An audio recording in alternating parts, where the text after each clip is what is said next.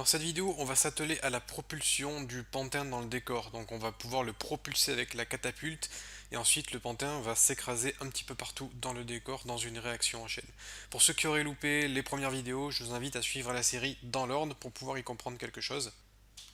Et pour les autres, c'est parti, on reprend le projet là où on l'a laissé. Du coup, dans la vidéo précédente, j'ai fait le propulseur, le pantin, et j'ai mis le mouse orbit sur la caméra pour pouvoir tourner autour du pantin.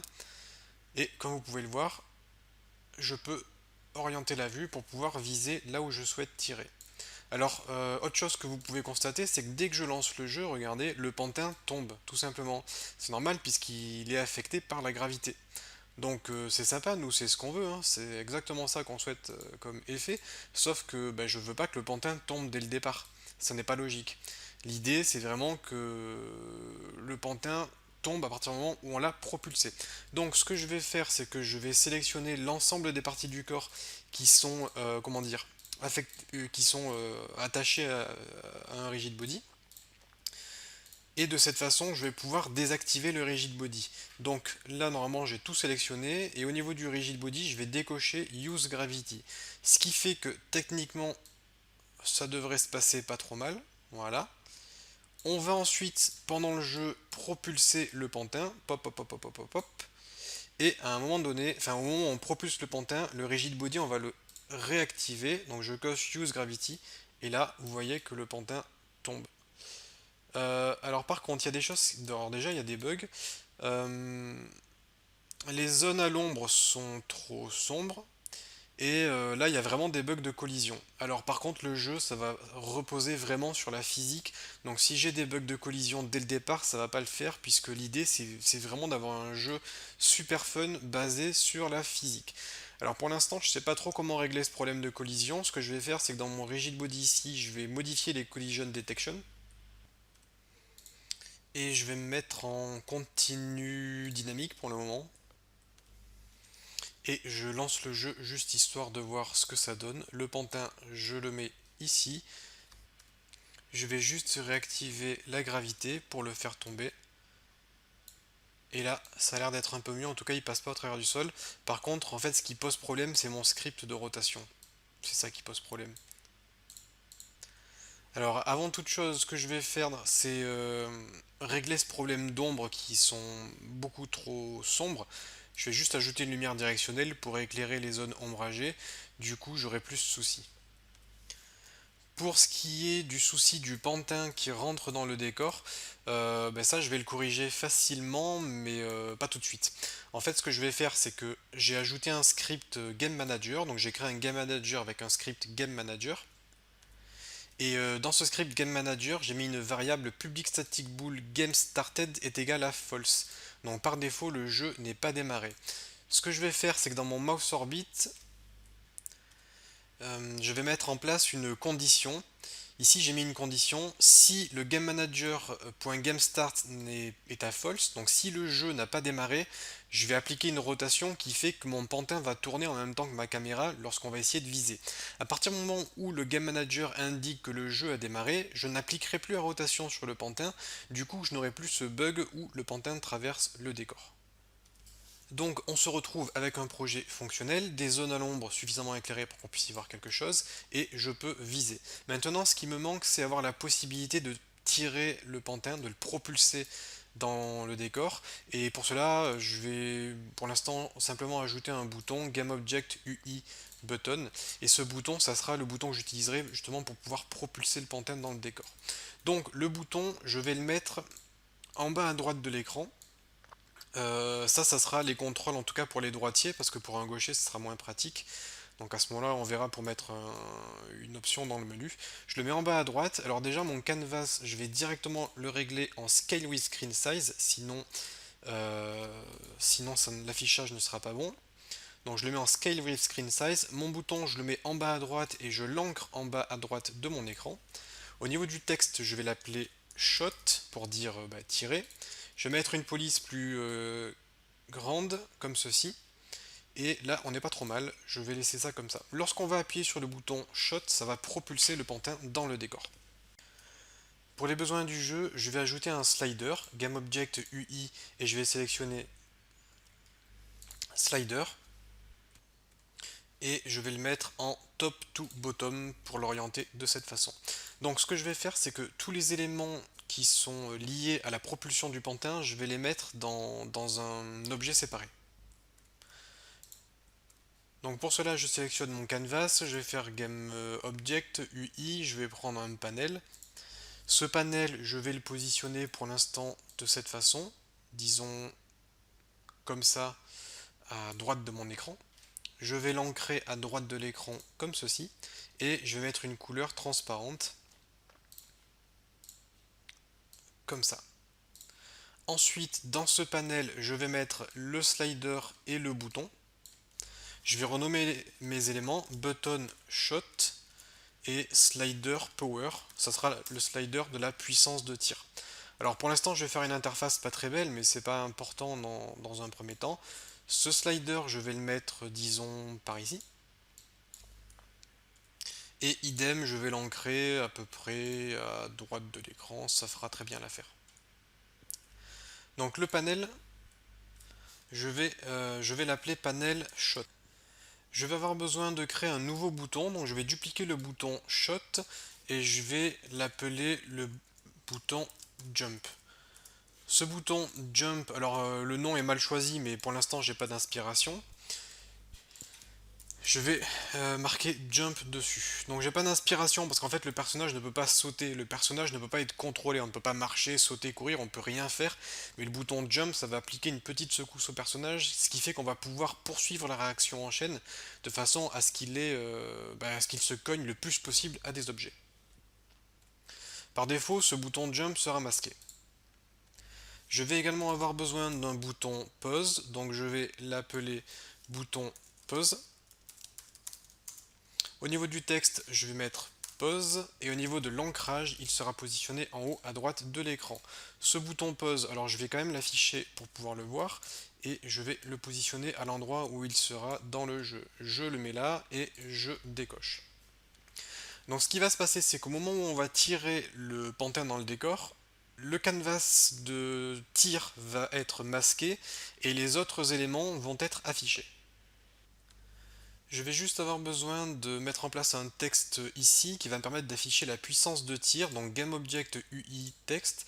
Ce texte sera dans le panel shot et je vais le placer ici au-dessus du slider. Donc je veux centrer le texte ici, je vais le mettre en gras, je vais augmenter un tout petit peu la police d'écriture et on va juste ajuster la taille comme ceci et je vais tester, je vais mettre 100% comme ça, histoire de voir ce que ça donne, et je vais positionner le texte là. Encore une fois, c'est pas très beau, mais c'est pas important, je vais juste m'occuper de la partie gameplay pour tout ce qui est amélioration des graphismes, ça je m'en occuperai plus tard. Je vais l'appeler text power. Alors par contre, ce qui pourrait être sympa, c'est que le texte soit quand même plus lisible. Pour le rendre plus lisible, ce qu'on peut faire, c'est lui mettre une couleur claire, comme par exemple du blanc, et ensuite, par-dessus ça, on va ajouter un outline de façon à ajouter un contour en noir pour justement ajouter du contraste et rendre le texte beaucoup plus lisible. Et l'idée, c'est que mon slider, je lui ai mis une puissance qui va de 1 à 8, et j'ai juste fait un petit script qui met à jour le texte ici, pour que en fonction de notre puissance ici, on modifie le texte pour que le joueur voit quelle est la valeur qu'il a choisie pour la puissance de tir. Et bien voilà, on a presque terminé, il ne nous reste plus qu'à créer le script de propulsion du pantin, qui est très simple à faire, et de brancher toute cette interface sur ce script. Alors je vais vous présenter quelques fonctions de mon script, mais sachez que je l'ai déjà écrit à l'instant. Je l'ai appelé Shot Manager. Shot Manager prend en paramètre un pantin, qui est celui à propulser. All Zones, ce sont les zones du corps qui possèdent le rigid body avec une gravité nulle. Alors ce que j'ai fait, c'est que j'ai ajouté un tag à chacune de ces zones et je fais une boucle. En fait, ce que je fais, c'est je fais un GameObject.findObject with tags pour trouver tous les objets qui ont le tag zone et ça va me générer le tableau avec toutes les zones qui contiennent le rigid body. Donc ça me permettra de pouvoir activer la gravité sur le rigid body au moment où on propulse le pantin. Ensuite, j'ai besoin d'avoir quelques valeurs comme la puissance de tir, la slider value, d'avoir accès au slider pour pouvoir gérer la puissance. J'ai besoin d'avoir accès au shot panel pour pouvoir le masquer, au bouton jump et au bouton pause pour pouvoir les afficher lorsqu'on a tiré le pantin. Nombre de shake, donc ça on le verra plus tard, mais j'ai déjà prévu la variable. Le shake c'est le bouton jump en fait. Shake ça veut dire secousse. En fait on peut pas sauter mais on peut secouer un peu le pantin pour continuer les réactions en chaîne. Donc là ça me permettra de gérer notamment le fait pour savoir si le joueur a le droit de faire cette secousse ou pas. Et j'ai le power text qui est le texte ici, qui me permet de mettre à jour ce texte lorsqu'on modifie le slider. Donc maintenant le joueur a la possibilité de modifier la puissance de tir. Vous voyez que ça ne fait pas bouger la caméra lorsque je suis au-dessus d'un élément UI. Ça, c'est fait exprès. Ensuite, je peux viser, et si tout est bien branché et que je clique sur Shot, poum, on peut propulser le pantin. Vous voyez, il a les bras qui se sont arrachés parce que on a fragilisé les bras. J'ai dit que si on tirait plus fort que une certaine puissance, les bras s'arrachaient. Donc hop, les bras s'arrachent bien, mais on pourra augmenter la résistance. Et là, vous voyez que le pantin met du temps à tomber, c'est parce que en fait, je réduis la gravité, je mets une gravité très basse à 1 au lieu de. Enfin, à -1 au lieu de -9,8, je crois.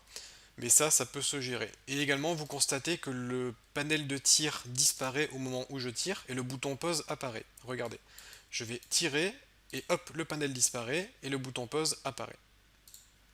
Donc au niveau du script, il n'est pas très compliqué. J'ai une fonction shot the pantin qui va ajouter une force à la zone choisie. Alors par défaut, la zone choisie, c'est la zone centrale du pantin, mais en fait, j'ai créé un script générique de façon à ce qu'on puisse choisir la zone sur laquelle on veut ajouter la force, même si ce n'est pas une fonctionnalité que je vais implémenter dès le départ. Remove all constraints, ça permet justement de réactiver la gravité pour que toutes les zones du corps soient affectées par la gravité et ainsi que le pantin puisse tomber et se cogner.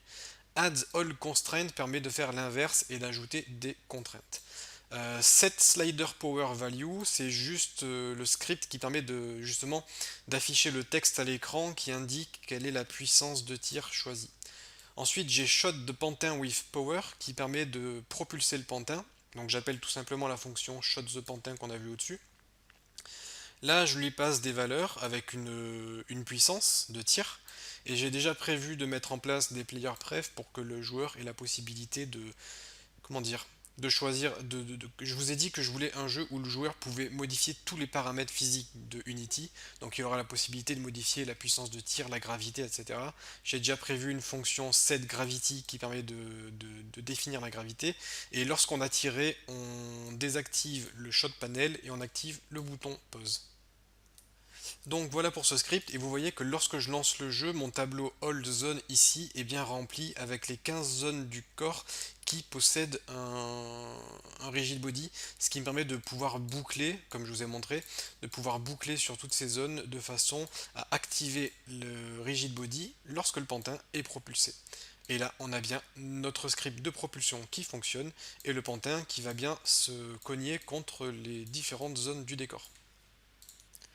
Donc comme vous pouvez le voir, c'est pas forcément top au niveau de la gravité. Là j'ai mis une gravité peut-être un peu faible, bien que le joueur aurait la possibilité de modifier lui-même la gravité. Je fais un essai avec une gravité un peu plus forte, je tire, et là normalement le pantin devrait tomber plus vite au sol, et on a quelque chose un peu plus réaliste et un peu plus fun. Donc là on a bien notre pantin qui tombe au sol. Je vais juste rendre les bras un peu plus solides. Au lieu de mettre une break force à 200, je vais mettre 500, bien que ça soit très très faible.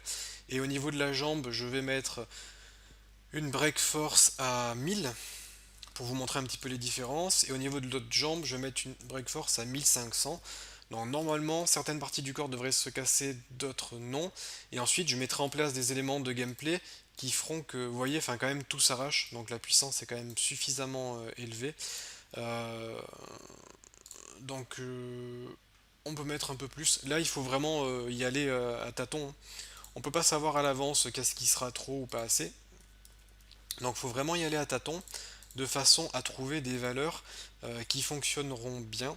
Ce que je veux, c'est que les membres du corps soient suffisamment solides pour pas s'arracher à chaque fois, mais s'il y a un gros impact, par exemple avec une voiture qui roule très vite, s'il y a un gros impact, je veux que le pantin puisse perdre certaines parties du corps. Donc là, vous voyez, il a gardé ses bras. Il a gardé ses bras, donc c'est un peu plus solide.